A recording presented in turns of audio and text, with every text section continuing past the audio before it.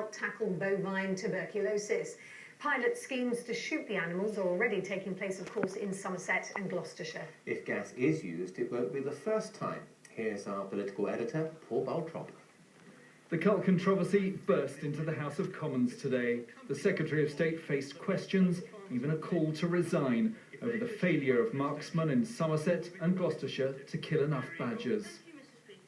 I'm afraid this policy is an absolute shambles. The fact is, he's failed to meet his own target of eradicating 70% of the local badger population in Somerset, and it's clear he expects to fail in Gloucestershire too. When her party were in government, they carried out trials, trapping and shooting badgers. The scientists in charge ultimately concluded it wasn't worth it. The present cull is different, shooting free-running badgers. But with marksmen struggling, the minister said they could resort to poison gas.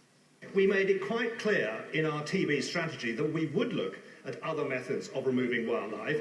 And yes, we are looking at gassing, but we will not use it unless it is proven to be safe, humane and effective. There's clearly frustration. One Gloucestershire MP denounced the county's police commissioner, who's spoken out against extending the cull. But does he share my concern at the statement put out by the PCC, Police and Crime Commissioner for Gloucestershire yesterday? It's for the government and Parliament to decide what should happen, and not the publicity-seeking PCC. Sticking with this cull is going to be costly, but alternative methods of killing badgers could be expensive and even more controversial. Paul Baltrop, BBC Points West. Well, as we said, one of the alternatives being looked at is gassing the badgers. As Will Glennon reports, it was tried in Thornbury in the 1970s using cyanide gas. Many people claimed it was a success and should have continued, but killing the animals was just as controversial back then.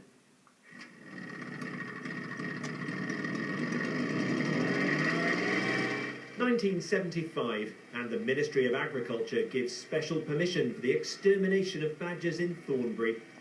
Cattle in the area had tested positive for TB.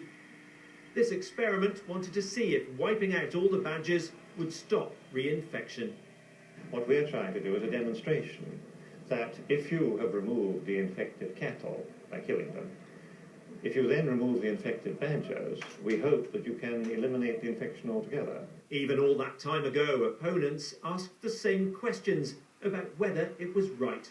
How is the ministry going to cope with this? How are they going to disinfect the sets? You would have to have a scorched earth policy to be certain that you had really solved this problem. Gassing was stopped after 1981. It was found to be inhumane. We thought it would be a quick kill, be over and done with in seconds, but younger badgers seem to linger for several seconds, maybe even half a minute at times. So it was considered that that was had to be stopped on welfare grounds. So then we went to trapping, but really gassing is the only sensible way of doing it while all the badgers are really underground. But the Thornbury figures seem to prove it was a success. We went a whole 10 years with there being no bovine TB in that area at all. And then the badgers, quite rightly, slowly recolonised the area. Then the badgers became infected. Then we started to see a small increase in bovine TB. So now we've come full circle. Gassing of badgers could soon be used again. DEFRA says it's in the initial stages of research. The substance would be different, but no doubt there'd be another experimental trial. History looks set to be repeated. Will Glennon, BBC Points West. And we will, of course, keep you up to date on the latest developments on that story. But for now, there's still plenty to come tonight. Yes, it's certainly